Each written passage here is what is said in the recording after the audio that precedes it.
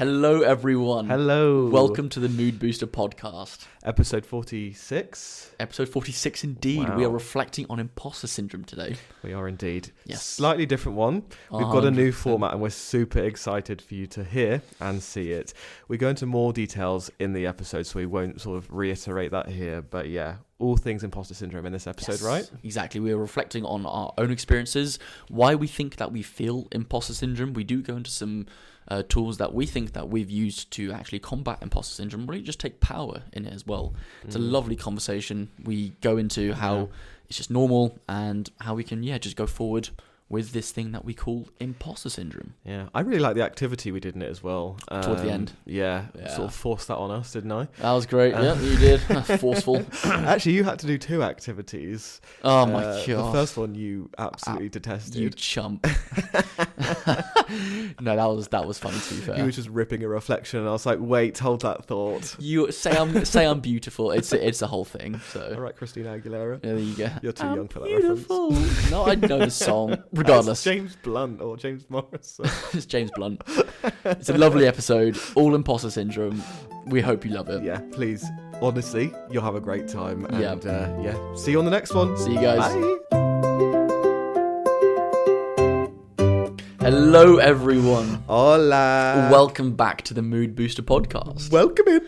Welcome, you're here finally. Episode 46. I just took out the microphone as we started there. Did you bash them? I bashed the mic, yeah. You bashed the listener. Welcome, guys. 46. Welcome. It's lovely to have you here back at the is. Mood Booster podcast. It's phenomenal. Feels like it's been a while. I know. I mean, behind the curtain, it has been a while because last week's episode, great episode, was actually filmed before 2026 even started. It was a little throwback to last year. So yeah, we actually haven't been in these chairs for a moment now, but For a hot second. God, missed it. Yeah, Definitely missed it. missed it. What are we talking about today, Charlie? Today we're reflecting on imposter syndrome. Imposter syndrome. However, before we go into that episode and the theme, Ooh. I think we should address the elephant in the room, shouldn't we, Marcus? Where is it? Eugene III. Eugene the Third. Oh, what a throwback. Oh, I love Eugene the Third. Eugene III. If you don't know, get to know. On our YouTube, you can watch our workshop on finding joy in your diet. This is not the elephant in the room. No, but I'm just giving context to who Eugene is. Yep. He's the elephant that you're not allowed to think of in the ironic process theory. Anyway, Yappa. yappa. You know me. We have a new format, and We we're do. very excited to talk to you about it and to do it ourselves because, well, I think for us it's just going to be, really exciting and a really nice, clean way of sort of separating out the podcast and the different intentions we have with it. So, do you want me to crack on, or We can both crack on. Well, Monday's episodes. Please. Today, the reason we really wanted to split up this episode into sort of two different formats, two different sections, was to make sure each episode was far more intentional with what we were doing. Right, so today's episode and Monday's episode will be always going forward far more of a reflective, open, bit more bashful and joyful chat about the actual episode theme itself. Yeah, reflection and connection more so. Exactly. Right. Yeah, those are the pillars which we're really focusing on for this episode at least. It'll be about a 40-minute segment where we're talking about different themes for different weeks and just reflecting a bit as we do during the actual episodes currently. Right.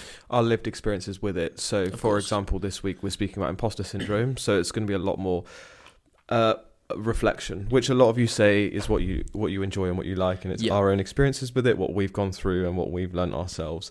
That takes us to episode part 2, which is going out on Fridays, and that's a lot shorter, more concise, a lot more about what we've learnt from that, what the theory says and what the evidence says, and the tangible tools and tips that you can take away.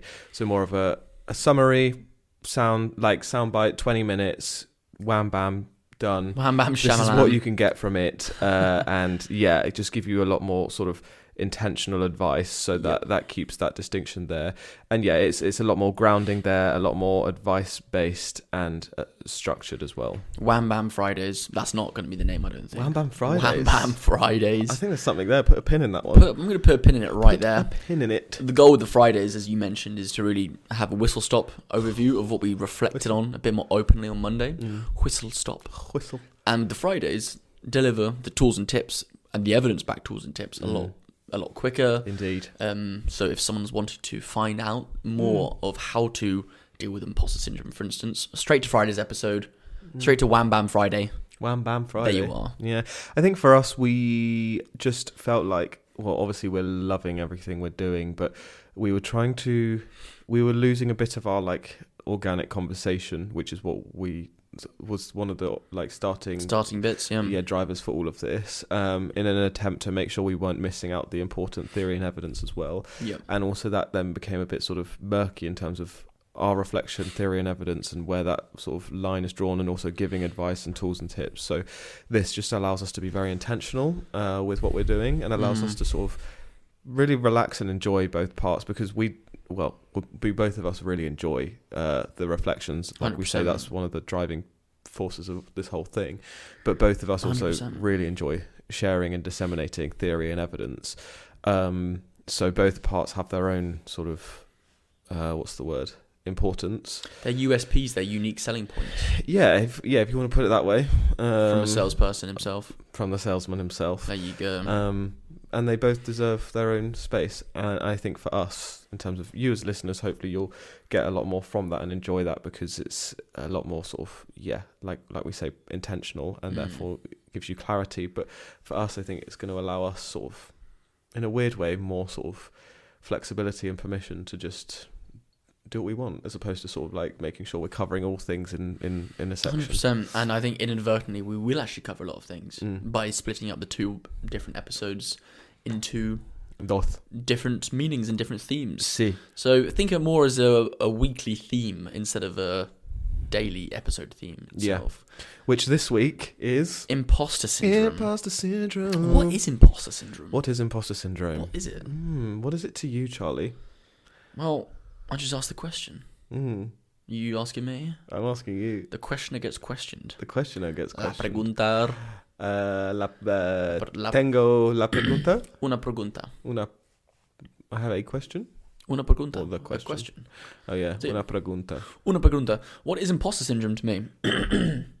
It's to be. What is it to me?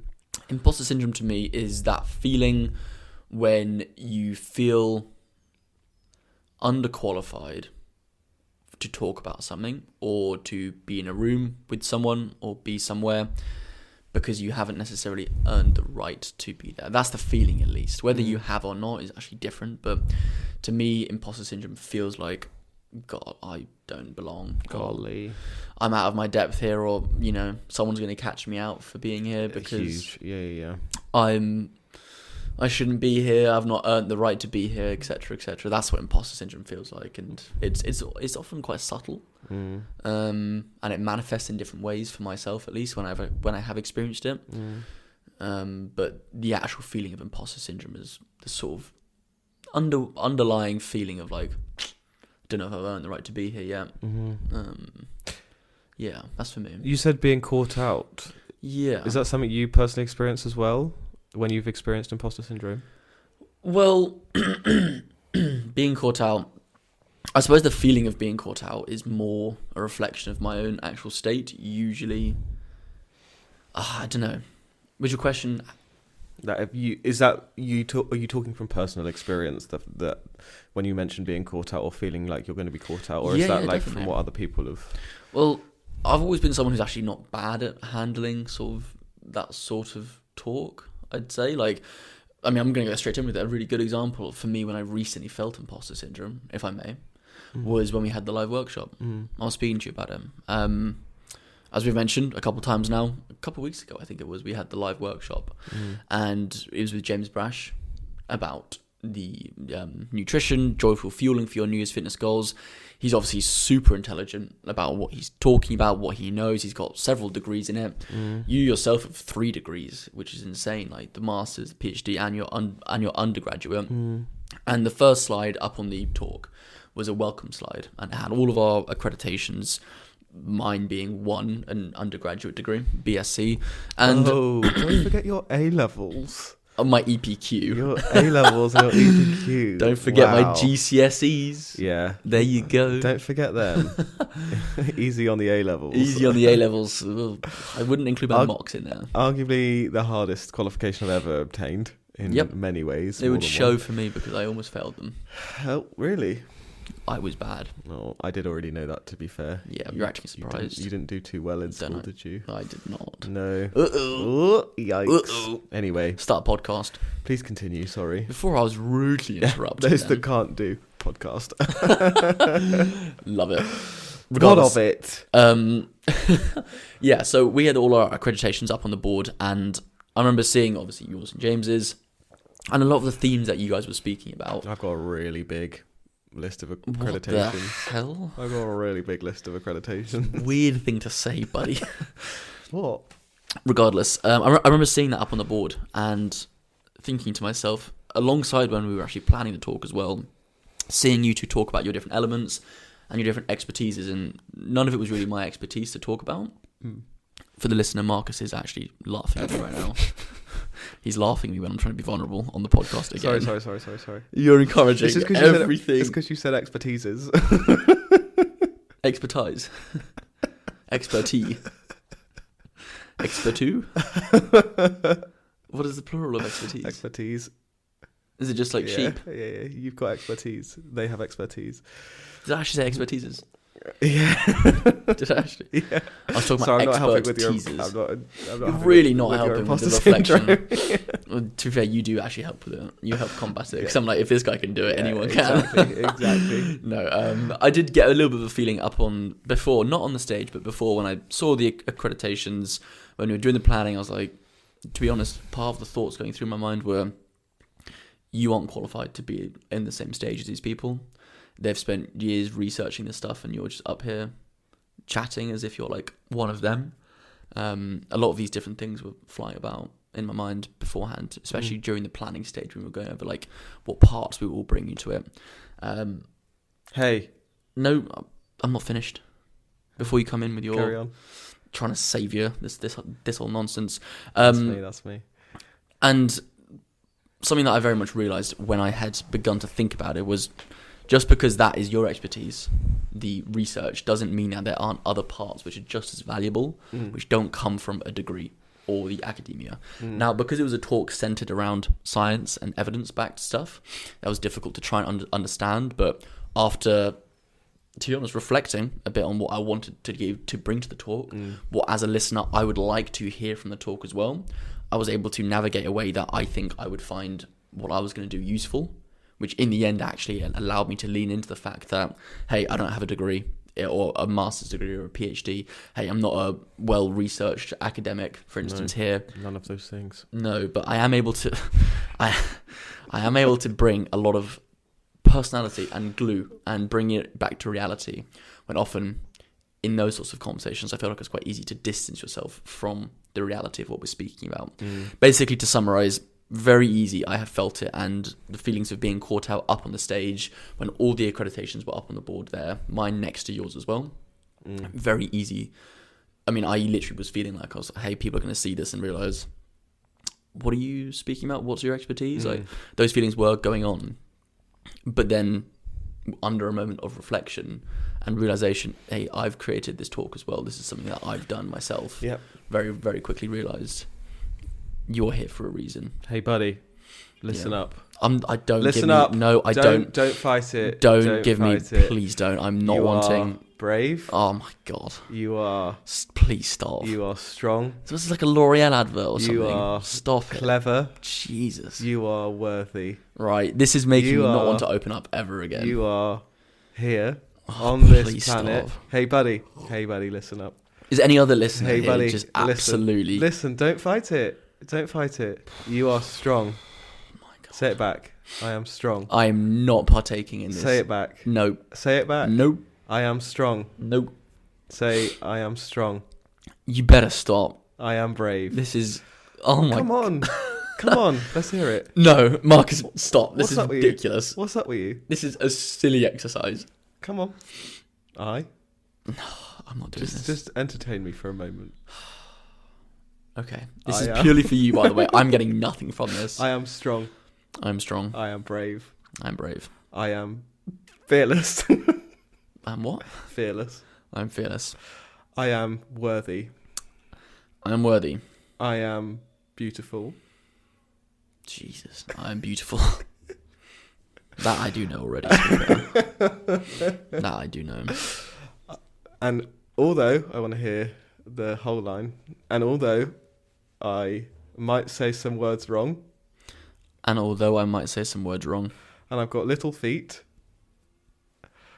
this is absolutely insane.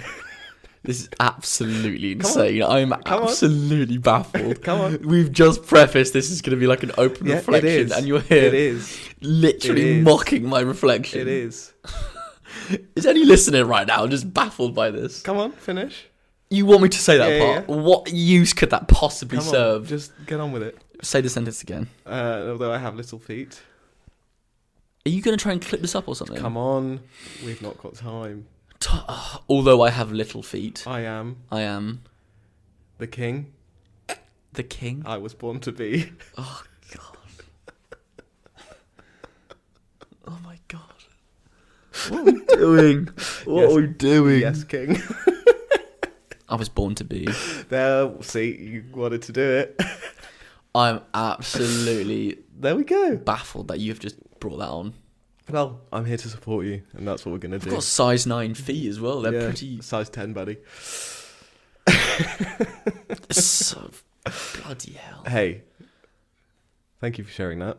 Yeah, thanks for mocking it. I'm not mocking it. You daft nuisance. I'm not mocking it. Lean into it. Everything you said there is very real and valid. Guys, in the comments, can we please get Dr. Marcus should have his doctorate taken away? Oh, yeah, why not? Can we get that in the comments, please? Yeah, why not? Yeah, thank you for sharing. I feel like imposter syndrome is something that we, personally, if you're asking, almost there. Continuing on from what you were saying, yeah. That was your experience in that moment, and completely can see how you're using external evidence to, or internally, without even realizing, external evidence is shaping your view of yourself, and therefore your ability, your worthiness, your credibility, and your right to be in that position that you were in.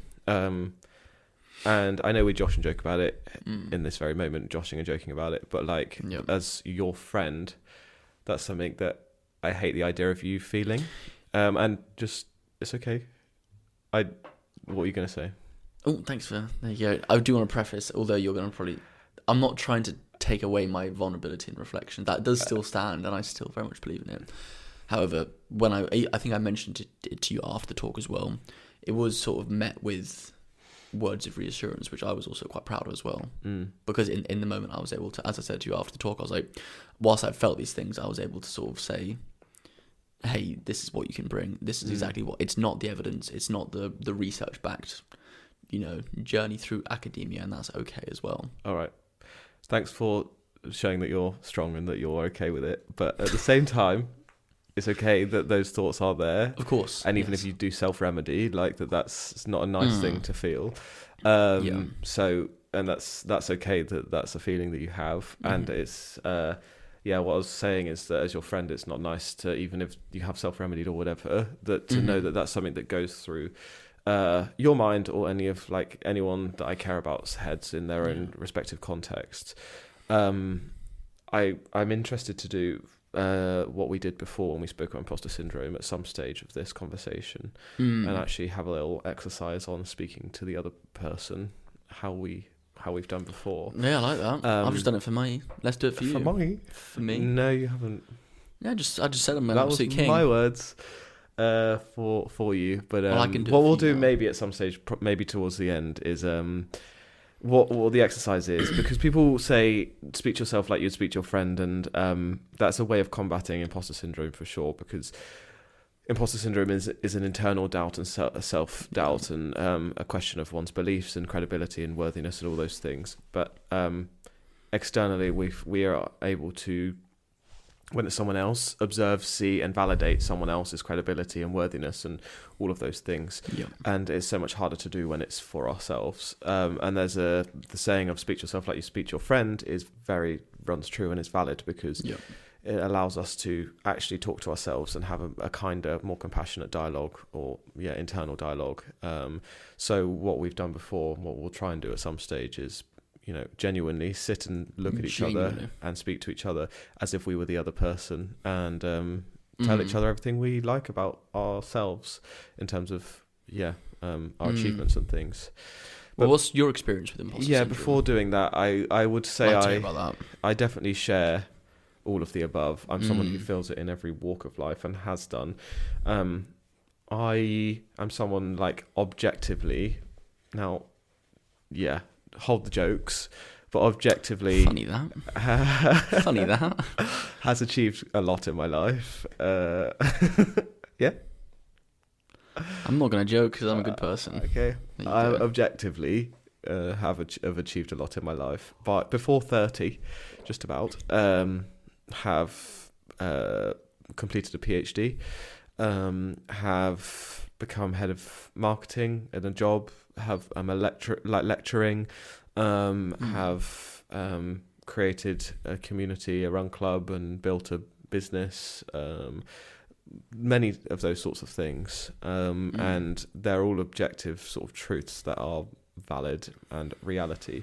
However, internally, I'm continually just in this state of self-doubt and sort of thinking, literally the word is thinking I'm an imposter. Throughout my whole PhD, I remember the application for scholarships went in, and I just thought, oh, this is ridiculous, but I've got nothing to lose because it's that ridiculous. Yep. I then got an interview, and when I got the interview, I was like, oh, this is weird. They must have a bad round of applications or something. Like the quality must be low, so that's why I've sort of best of a bad bunch. Yeah. Got the offer for the scholarship for the PhD and was like, okay, this is really odd now. And then throughout the whole PhD was just continually thinking, okay, this is never actually going to come to fruition. I'm never going to complete this. And then when I submitted it, I was like, continually thinking, I'm going to be found out. My examiners are going to like find out that this is all just like kind of fraudulent and this is all just rubbish and, not sort of what a PhD should actually be or to the quality of. And that's just one example. I have that in my work as well and my different jobs. And only until recently that has been very much sort of the case. I think in 2024 into 2025, I had a real shift in my mentality. And don't get me wrong, I'm not like, and I always say this about every experience whenever I'm talking on this podcast, like I'm never like at the end destination. This is always a continued piece of work internally, but I'd say my average headspace is way better than what it used to be. It's fine if it's not, by the way. Thank you. It's fine, you don't need to self-remedy the whole time. Thank you. I just want to preface that. Thank you. So I appreciate the support. Yeah, you don't need to self-remedy the whole time. I appreciate that support. You don't need to self-remedy. Thank you. Yeah, no worries. Do you have anything else you want to say? You just don't need to self-remedy. Any support or... No, you're doing well. Oh, thank you. Please continue. Thank you. I've got a good question for you afterwards, but I'll wrap up whenever you're done. Yeah. And mine's just was a continued experience of thinking all of those things, and therefore led to, which I think we don't talk about enough, is actually like, okay, well, what does imposter syndrome look like? Not just how it feels and how does that manifest. It led to things of, never speaking up at meetings or just like allowing other people to take the reign and just kind of being like, oh, I probably don't know enough in this situation. And always then afterwards looking back and being like, I knew so much, or that was said by someone else and I'd been thinking that the whole time, but I just didn't have the confidence to say it. Or, just allowing my views and opinions to not necessarily be heard or overlooked and all those things. And not really like putting myself out there in a professional way, in a professional context, which sounds counterintuitive when I've just said things like you're head of marketing or you've got a PhD, but that's the whole thing of it, right? It's like it's a perfectionism and a constant like I should be doing better. I was going to ask you, where do you think it comes from? Where does it source from, do you think? Well, speaking personally, like an inadequacy, like a perfectionism and a need to like achieve and do well, that then is coupled by also internal feelings of inadequacy. So those two coupled together just always feel like I'm the fraud in the room and I'm the one who's like going to be found out because I have such high standards, not only for myself, but for, I guess, then everyone around me, if that's how I'm sort of like measuring myself. Yeah. But then if those are the standards, but then I'm not seeing myself to meet those standards, then I feel like I'm a fraud in that sense, or I'm the imposter in the room because I'm not meeting the standards that I see everyone else to be at, if that makes sense. Yeah. I also think there's more personal attributes associated with things of like success and intelligence and all those things. Like intelligence is something that I think it, yeah. In the context of intelligence, it's a good example of how one can sort of speak negatively of themselves or see themselves negatively. Like we know from many episodes now that we have like negative attribution bias in our brain. Our amygdala is seeing negative attribution bias. Like our amygdala is seeing and picking up on evidence to support the negative things, to make sure that we are, from an adaptive evolutionary stance, we react and do something about those negative things, because we need to survive, arguably. Whereas our brains don't necessarily, we do that too much now, to the point where we focus on all of our negatives and less of our positives, and so much so that for me, my intelligence is one of those things. Like I mark my intelligence by stupidly being at family games nights and never winning quiz nights, or feeling like I don't know, I can't hold myself in a conversation about politics or geopolitics, where some of my very good friends are continually talking about those things. So I see those things and focus on those things, as opposed to the fact that I'm extremely emotionally intelligent and very socially aware and very sort of astute to very small bits of data and information that are constantly going on around me, and that I'm academically intelligent in terms of critical thinking skills and those sorts of things. And that's taken like time to reinforce, because my knee jerk is to think, or just to go to the assumption or the sort of the default in my brain of, oh yeah, I feel like I'm dumb when I'm talking about politics, or I can't hold myself in stupidly family quizzes or whatever, so I'm just an idiot. Whereas objectively, that's not necessarily the case. But it's one example of then when you get in positions where people are maybe intelligent, or you're in academia, obviously people are intelligent, arguably. All of those internal sort of narratives then start triggering, and they're like, oh yeah, but you've always thought you're dumb and that you can't speak politics, or you can't hold yourself in these sorts of conversations, and therefore what are you doing here? You don't have a right to be here. It seems the theme that I'm picking up, and I think it's a very accurate theme, especially what you're saying, is that it is like almost a projection of the own insecurities, isn't it? 100%. Is what you feel is what you're maybe, or what one is most insecure about, or what one feels like they are lacking or were lacking when they were younger. That is manifested in the way of imposter syndrome. So when that's brought to the surface, when you're in an environment that would trigger said insecurity, that is when the imposter syndrome would be felt. Like I remember back when I was in school, when I was younger, I was always at the bottom of my sets, always at the bottom of my classes. Something that I never did well. I'd always alleviate it through humour, through banter. I'd managed to get through, but I was always at the bottom of the sets, usually at school. And I think, part of why maybe I felt a bit of imposter syndrome before when we were planning that talk is it brought it a bit back to that. I was out of my depth in academic research. The part I absolutely loved from the talk was the personality, was the speaking with people, because that's what I know I'm good at. But the side of the presenting academic research throughout my schooling journey, I was never good at. And I think I felt a little bit of that, and that reflects on what you're saying as well. It brings your insecurities back to the surface, doesn't it? Yeah, I think also that reflection makes me also think that so much of imposter syndrome is about comparison as well. Interesting. And comparing yourself to others. Like you're there being like, okay, well, objectively you're comparing because you're like, I don't have a PhD, for example. Of course. So therefore you're comparing not, or to James or whatever. And in a workplace setting, you're like, oh, that person's really, I don't know, an arbitrary example, but that person's always finessing their Excel spreadsheets and their reports are looking great, and I can just never keep up with that. Or I don't know, this person is way faster than me at this athletics club, and I just shouldn't be here. All of those things are comparison led, whereas actually, like, we are all individuals who have so many differences and so many 100%. Individual strengths. If we all had the same strengths, we wouldn't all have the different job roles that we have, and we all wouldn't be a team, because teams are made up of individuals with their own strengths that then bring those strengths to one master sort of objective. So if we were all the academic, none of us would have saying academics aren't funny, but like none of us would have the humour or the personable skills or whatever.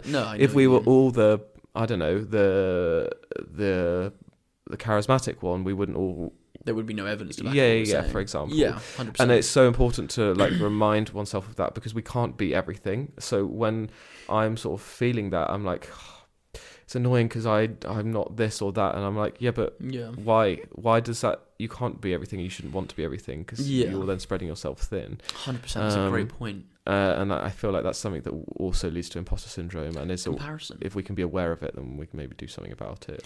I think once you're aware, becoming aware of it in the first place is quite important, isn't it? Yeah. Because once you're aware of the feeling there, you can then begin to understand why you're feeling it and dismantle individual parts. But that's a great point about the comparison. I completely see that. Yeah. I think my major thing is, like I was alluding to, around 2024, 25. Yeah.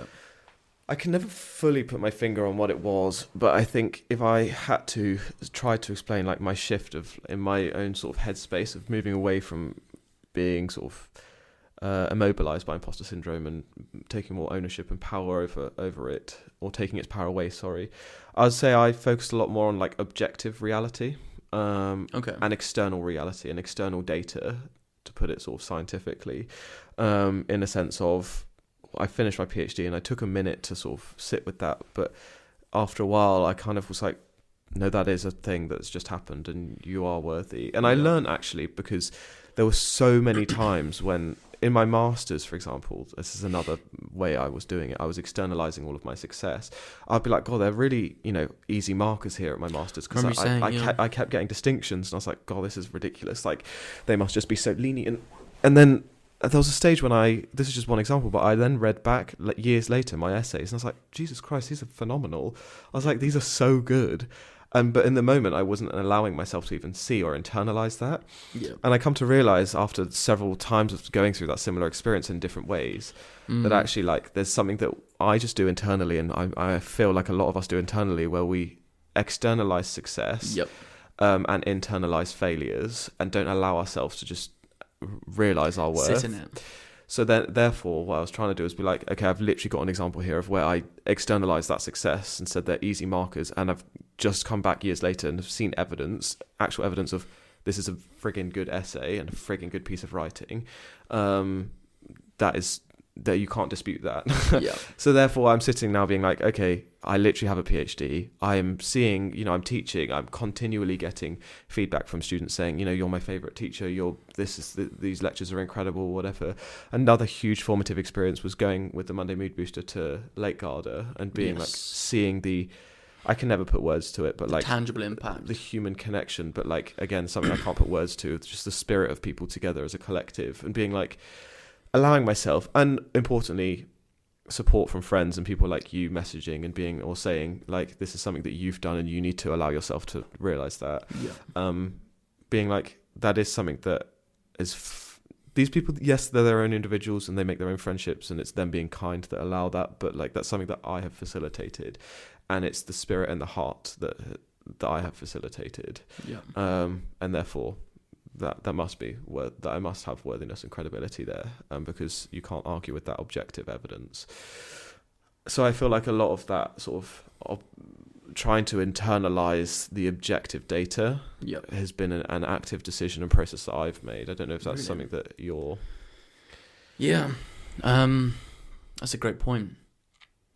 I like, because it obviously dismantles the comparison which is in our heads, because of that negative attribution bias, which you were saying. When we're focusing on the negative, we're focusing on what we don't have, what the other person has. When we bring it back to the data, what I have and what I can bring to the table, it instantly dismantles a lot of that comparison, thus the imposter syndrome as well. Yeah, I completely see that. Using the example of the talk, that's what I was doing during and beforehand. When I was saying that, I was reflecting. Part of what I was trying to do was like, well, what do you bring to this talk? If you were the listener, what would you want to hear? Just bring it back to reality, and the data, I think, is important. Your lived wins and your lived experiences and your successes, your own ones as well, what you're bringing to the table. Yeah, it's so important because it helps you to just bring it back to what's important about what you bring. I think. Yeah, it's funny like hearing you say those things, and it just reminds me of the whole speak to yourself like your friend, because like Yeah.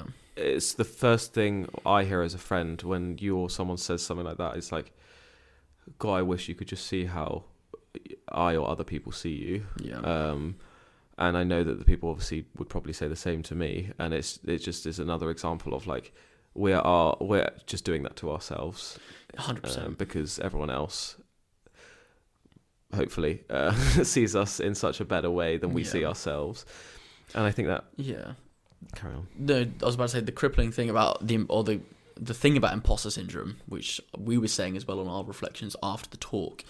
I remember we were cycling back, I think it was through Kensington or somewhere, we were just on line bikes. And we were saying what a beautiful thing though it is to have the imposter syndrome, because that is signalling to yourself, although it can manifest in quite a negative way, what it's really saying is you're challenging yourself and you're growing. You are no longer a big fish in a small pond where you're surrounded by, people who are, I don't want to say not better than you, but you're overqualified for your pond. You're doing great things, but you're not really challenging yourself.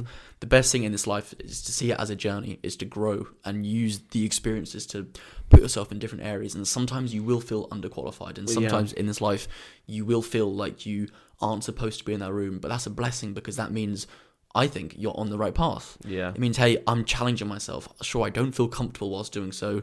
I feel like I'm out my comfort zone. I have all these feelings of imposter syndrome, yada, yada, yada. But it's a great indicator that I'm on a good path to growing and challenging myself, because I'm taking myself outside of what's comfortable and what I know, and putting myself into a bigger pond with bigger fish of people I currently, right now, sure thing, it's not great, but I see them as better, and I'm comparing and everything.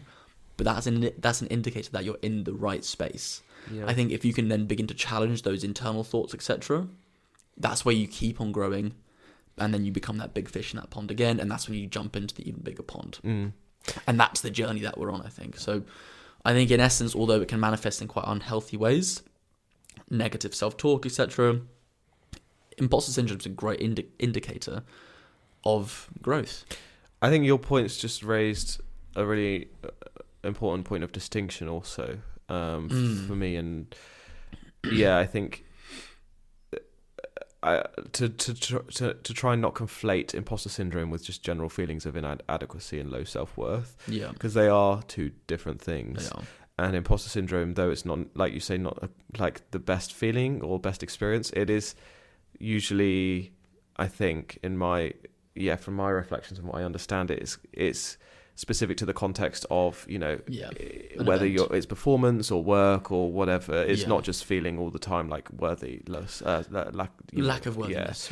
That is a different thing, and imposter syndrome is quite specific in that sense. And therefore, your point, I think I completely agree with, is that like it does show that you're growing potentially, or you're challenging yourself, or you're putting yourself in uncomfortable places, and therefore are growing, because it's not just a general coming home and feeling crap about yourself in every part of your life. Like feeling challenged. It's specific to those settings of growth and challenge. It is.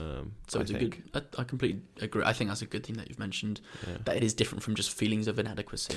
Though they're not, most certainly not mutually exclusive, and one definitely causes the other. I think my imposter syndrome's been its lowest at the same time as me working on my self-worth, and having the best self-esteem that I've ever had, and self-worth that I've ever had.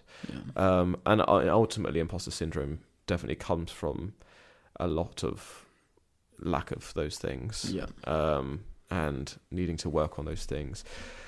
And therefore, there's a lot of a wider picture, I think, in general life. I think I've said numerous times, last year was the year of so much growth of confidence and self-worth for me, and it's a surprise to no one, at least not myself, that my like I say, my imposter syndrome was also its lowest throughout all of that, because I had the most self-worth and self-confidence I'd ever had. Not always there, if at all, ever on some days, but I think it's almost a good thing. Yeah. I would say, just for the sake of being a bit sentimental, I do also think, we are we're supposed to feel like we're hyper individualistic, like we have to do all this ourselves and find it internally. But I'm like happy to say and proud to say that like a lot of my growth and self-worth has come from like external support and like reinforcement and validation from 100%. other people. Like our friendship is, and both of us say, You're welcome. we've learned a lot, and our self-worth and those things have come from those sorts of things. Now, yeah, you're right. I'm right, or one might be right that those things aren't always promised, and you've got to continue to maintain that internally. Yeah. But I don't think there's anything wrong with also leaning on, finding support in, finding growth in other people, support, friends, family, whatever it is. We're pack animals. Yeah. It's there for a reason. 100%. Talking of, Yes. do you want to do this activity before we wrap up? Yes, please. So explain to the listener a bit about what we're going to do. So people always say, speak to yourself like you speak to your friend. And they kind of say it and they take it in jest, and they just never actually really process that properly. Yeah. There are people online who give this advice, and it definitely resonates. Like, sit and talk to yourself in the mirror every morning and say 3 things you love about yourself. And it feels like woo-woo and wishy-washy, but like there's so much credence and validity to that, and the importance of that. So what we did once before when we were doing or discussing this episode as sort of like a trial episode, is we actually made ourselves sit and do the activity of like looking at each other and speaking, imagining the other person was ourselves, and just using that person as kind of a vessel to speak to ourselves and say the things that we love about ourselves, or that, that we're proud of, and all of those things. And for me, before, maybe we'll just do it and then we can reflect afterwards. Enough yapping, my guy. Should start a podcast. Do you want to go first? I'll give it a go. I'll get in the zone. This is something that's not typically the most comfortable, but I think I should got to frame it as truly I'm speaking to a best friend. I'm just going to do a bit of breathing here. Breathing. Deep breath. So this is me speaking to you, aka myself, reassuring, giving some kind words, showing the love. Yeah. Okay, here we go. You will always have highs and lows. Those things are both promised. It's easy in the highs to feel good and to ride that coaster and feel like you are the person who you're meant to be. It's in the lows where it's easy to abandon yourself. It's so important because of how great you are as a person, and because of how unique you are as a person to anyone else that I've ever met, that you don't abandon yourself. The most important thing is that if you can recognize truly who you are, is to love yourself, because you are 1 in a million. You are a kind, loving, and funny person who brings unique energy into every room that they're in, and that is truly rare, and you should cherish that. So even in the low moments when you feel useless, like you feel like you don't belong, like you feel like you're one of everyone else and that you don't bring anything special, don't listen to those thoughts because they're negative, and just trust your inner self that you're on the right path. You are a fantastic person who is a pure heart, and you will go very, very far, and you are surrounded by a lot of people who love you. End scene. How'd you feel? I feel great. I feel great. Yeah. That's lovely. Thank you very much. I'm just gonna pat myself on the back Well there. done. Very nice. That Nice. was lovely. Gonna just take 5 seconds to internalize that all. Please do. Internalized. Before I rip a joke. That was great. Well, yeah, he was already there, so wow, give 2 white guys a podcast mic and they just start spouting about self-love. It's great. Profound. That's unreal from me. What I will just say is, have fun riding that coaster. The coaster, yeah. Where you put your cups. Coaster is the American word for roller coaster. Oh, okay. Dude, hop on the coaster, dude. Oh, okay. That's not one of the phrases. Do not worry. It's not one of the phrases. I have a list in my phone of stupid stuff Charlie says. It's not one of the phrases. It's not stupid stuff. It's actually hilarious. Incredibly hilarious. Very good stuff that Charlie says that actually brings me joy because it's funny. Got a habit of saying phrases wrong. Regardless, I digress. That was lovely, a little exercise. I'm actually feeling slightly nervous. I don't know why. Well, just imagine it's to me or someone else. But it's to yourself. Here we go, guys. Okay. Hiya. Right. Hiya there, love. Hiya, love. Is that actually how you started? Hiya, love. Hiya, love. What are you saying, cuz? Hi. You are doing all right, aren't you? You're pretty sound. You have a lot to be proud of. You are an incredibly kind, caring, and intelligent person who has, even since last having this conversation, has grown so much in yourself and in your world. And you, though have been through many things, are sort of extremely resilient and pushing through, and always sort of finding joy and happiness and a light in everything that goes on. Not only do you find that for yourself, but importantly, you try and put that on other people and bring that to other people and look after other people, so much so that you should be extremely proud of how you want other people to be happy and to be cared for and to be heard and seen. You've used your intelligence, your emotional intelligence, and your intuition and your innovation to not only help yourself and continually help yourself, but to help other people around you. And that is something that not everyone does, and you should take note of and be extremely proud of. You put that back onto yourself as well, and are continually reshifting energy to not only other people, but also more so than ever looking after yourself and giving yourself time and space to do that. So though you really struggle with your confidence and not always knowing your worth, try to remember, even in small ways every day, how incredible you are and how kind you are, and how much other people, as an external form of validation, see you in a positive regard, and how much you help those people, and they admire that and appreciate that. But importantly, you help yourself, admire and appreciate yourself, because if other people can and do, you should do the same, because that is extremely rare, and you're extremely rare. You're 1 in a million, and you should love yourself, even though you look like a burnt chicken nugget. And scene. Oh, golly. How'd that feel? It's not comfortable, but it's very nice. It's well good. done. It's good to do. That's and great. It's something that it is. Yeah, it's nice to say in here, and very good. It's helpful. I find someone to do it with. If not, do it in a mirror, because do it in a mirror. It is.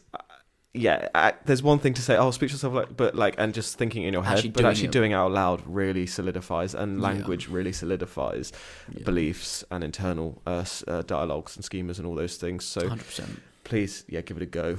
Very nice exercise. Mm-hmm. Well, hopefully we're walking away from this with a little less imposter syndrome. Mm-hmm. Very much looking forward to Friday's episode. It's a lovely reflection. That was a lovely reflection. Thank you very much. Thank you. Looking forward to Friday's episode. Same here. Go into the evidence and the tools and tips that you can use. Consolidation. Actually, this is what the evidence says. Well, actually, excuse me, sir. Wham Bam Fridays. Before we go, though, yep. Talk to me. Yep. Charlie. Yep. Please. Yep. Tell me. Yep. Your. Yep. Weekly. Yep. Mood. Yep. Boost. The audio is broken. My weekly mood boost. My younger brother, Jude, and his girlfriend, Emily. Hey, Jude. Stop interrupting. Jude and Emily went to Amsterdam for their first year anniversary. Oh, that's Day was nice. great. God, he messaged saying when he went, they were there for a weekend. He's like, I've never seen so many boobies in mirrors or in windows in one night. And he went to the red light district. So, oh golly. Yep. I've seen that before. But yeah, no, it sounded like a lovely trip. So it feels like yesterday that you were saying about them, starting their relationship. Yeah, it was nuts. It was on our first episode, I'm pretty sure. Yeah, probably. Big up, Jude. Big up, Jude. Well done, boosting my mood. What about you, Marcus? What's boosted your mood? Happy anniversary, Jude and Emily. Yeah, happy anniversary, guys. My mood boost is our good friend Matt. Matt Holmes. Matt Holmes. There you go. What a guy. I think the mood boost in general was just seeing him, because he's always such a great chap. He's a great lad. Great to be around. It was it was also mood boost Ross's birthday, our housemate's birthday, 30th birthday. That's a mood boost. But yeah, Matt was in attendance, and he's just was a real sort of beacon of. He was just on great, it was a great spirit, great highs. That's really poor English. Fantastic voice as well. Yeah, great singer. Wasn't aware he had that good of a voice. Learned that he's potentially, I don't know if I'm allowed to share this, but potentially like, yeah, looking to move house, and that's really exciting. Potentially to move house, or potentially to like move house? Well, I'm just trying to, I don't know, I don't want to share his business, but now I've realised I'm literally doing it. So, you've just done it, yeah. He's moving house, which is very exciting, and he's very nice. Importantly, he's excited about it. So, sharing his business still. Yes, there we go. Well done, Matt Holmes. Well done, Matt Holmes. Keep smashing life and being you. There we go. Well, thank you very much for joining us on this, I'd say whistle stop, but it's been a very nice open reflection Gracias. on imposter syndrome. We'll see you for our Wham Bam Friday episode, where we go into the tools and tips and the evidence base. Yeah, see you very excited. On Friday. See you on Friday, guys. I'll do some ASMR. Don't have imposter syndrome because it's silly. Imposter syndrome, is it silly or is it helpful for performance? Who knows? We know, and you